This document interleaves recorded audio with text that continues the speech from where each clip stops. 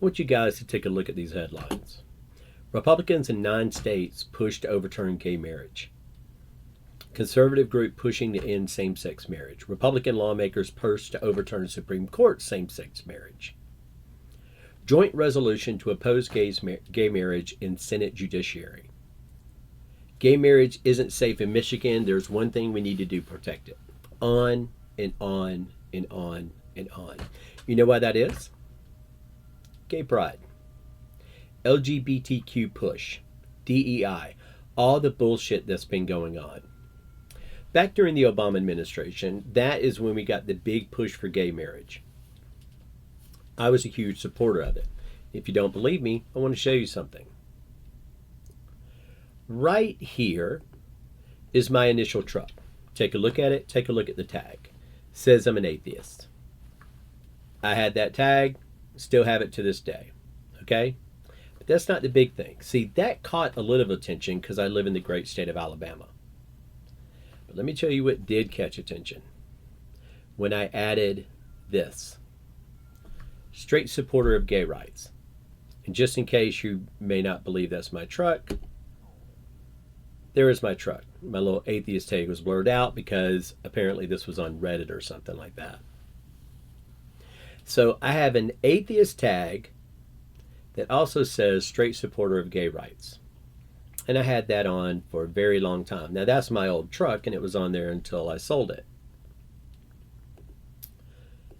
Of course, I got me another Frontier. That's neither here nor there. I supported gay rights. I work with a bunch of Christians who had a problem with it, and their biggest problem was this. Well, if you make gay rights, if you make it okay for a man to marry a man and a woman to marry a woman, then it's going to be okay to marry a horse.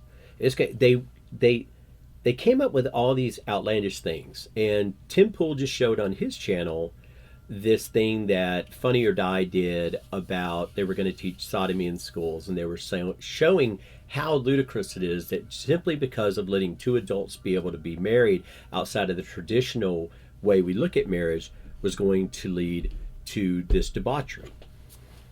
Well, it turns out that it never came up that you could marry a horse, but the argument I used to make is, I understand where you're coming from. The problem is that once you say that it's okay for a man to marry a man and a woman to marry a woman, is that there's going to be the argument that it's going to be okay to marry kids.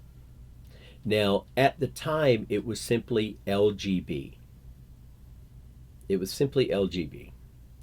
So in my head, anything that two adults want to do, or three adults, whatever, but anything that adults want to do, as long as it doesn't infringe on the rights of others, it's okay by me. But if you'll look at my last video, that was no longer the case, because LGB was infiltrated by bad actors and it became an umbrella for pedophiles, except they don't call them pedophiles. They call them minor attracted persons, or MAPS. You had NAMBLA, the North American Man-Boy Love Association, which people thought was actually a construct of South Park to make a joke, but it wasn't. MAPS, pedophiles, are predators. What happened is that once they gave that mouse a cookie, a crumb, then they wanted everything. They wanted a glass of milk, and they wanted dinner. They wanted everything, and that's exactly what we've got. Tim Pool actually says in his video that when he was younger, that the gay pride parade, he wasn't allowed to go out then because there was sexual debauchery even then. But that wasn't always the case. If you take it back to the 70s, it wasn't the case. It was gay people coming out, being proud of the fact that they were gay, but none of this rainbow nakedness, debauchery in the street stuff was going on. What was going on is they were just showing you that they were everyday people. They were no different than you, that they held a lot of the same values and did a lot of the same things that heterosexual people did, even going to church. But the one little difference between you and them was simply who they chose to love. And it was private. It was kept in the bedroom. And that's no longer the case. The reason that you're seeing all this gay marriage stuff and wanting to go back on it, is because of the LGBT community pushing an agenda in schools. teaching children about sexuality. First graders, preschoolers, elementary, teaching them what grinder is, teaching them what fellatio is, teaching them all these things and robbing them of their innocence. It will be taken from them soon enough. We should not be advocating for the school to do that, but they do it.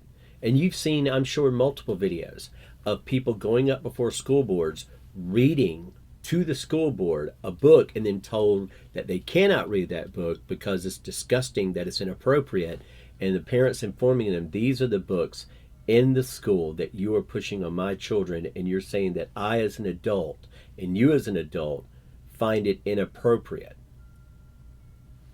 School boards don't care. They don't care about your kids. The Department of Education should not be a thing anymore. The Department of Education came around. I'm older than the Department of Education. It is a bad idea. When the Department of Education was enacted during I believe the Carter administration, academia in the United States has only gotten worse. The reason this is being overturned is because Republicans and conservatives and people who really just didn't even care were behind, as long as two adults want to be married, who are we to say that they shouldn't? And it wasn't good enough. They wanted more. And you might say, well, not all gay people feel that way. They don't. But they certainly do. A lot of them give cover to the ones that do. They give covers to the ones that are about protecting pedophiles, that are about teaching children and corrupting children. This is the beginning, and it may be the beginning of the end. Because here, I'm going to make another prediction. Just when I said back in the day, when gay marriage was going up before the Supreme Court, I said, look, you're not going to be able to marry a horse or any of that stuff, but you do have to worry about that if they get too much power from this, that it could become a situation where they're going to try to advocate for marrying children, for making children part of their sexual proclivities. What kept me from thinking that would ever become something, I thought we were better than that. I thought that we had more reverence and love for our children. So I'm going to make another prediction. And let's see what happens. An argument that was used multiple times before gay marriage went before the Supreme Court was the argument about interracial marriage. See, interracial marriage used to be left up to the states. Some states accepted it, some states didn't. And then it became federalized, where the government said anybody can marry anybody as long as it's a man and a woman. Doesn't matter what color they are. That could actually come into jeopardy. See, Trump, rightfully so, is throwing a lot of this back on the states the way it should be. And I agree with him wholeheartedly. However, because of the actions of people in the minority want to make their proclivities the normal, they're getting pushback, and it's going to be a vitriolic, violent pushback. Not violent in the sense of shedding blood, violent in the sense of a hard push that cannot be stopped. You're doing this. You're doing this. I really do hate it for you. I supported gay marriage, and I support it to this day. Hell, I decided to mess with some people a couple of weeks ago, and I wore my dark MAGA hat with a shirt that said, "Guys marry other guys. Get over it." And they thought I was arguing from two different positions. Before 2015, they were the same position. They were the same position because Donald Trump supported it then, and to a degree, he supports it now. But he's not above letting it go back to the states. And there's no one to blame except the left.